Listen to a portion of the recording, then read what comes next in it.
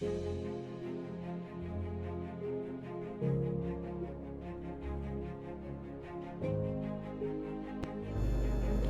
friends, many a time question arises in our mind why the object at a distance appears to be smaller. Guess what? That's because of perspective. So we are going to understand how perspective works in our vision and how it should be formulated in the form of sketching. Let us consider a situation where aeroplane is flying and you are standing underneath it. And your friends are standing at some distance from you. At particular instance of a time, the point of view and your friends both will observe the same object, but the size will differ along with the angle. And you can see as the distance is increasing from the origin, simultaneously the angle is decreasing, which is illustrated in front of you. Here we can clearly observe that length larger the distance, smaller the angle, which affects the depth of field. Clear? And as we can see, the distance is increasing from the origin, simultaneously the angle is decreasing, which is illustrated in front of you. Here we can clearly observe larger the distance, smaller the angle, which affects the depth of field. Thus, factor affects and creates the illusion. Got it?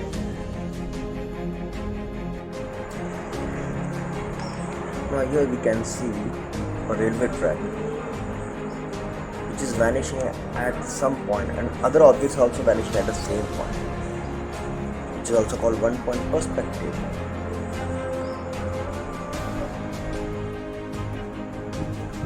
Now draw a horizon line for 2 point perspective and then 2 dots, 2 points, vanishing point 1 and vanishing point 2. Now we are going to create some 3-dimensional object or a facade. Now draw a line anywhere below the horizon and let it get intersect with vanishing point 2. Now we have got a point. Now raise a perpendicular line till above the horizon line and try to connect it with vanishing point 1 and vanishing point 2. Now if you want to create an object, try to give some dimension. Assume any dimension. And now keep watching the video and try to illustrate accordingly.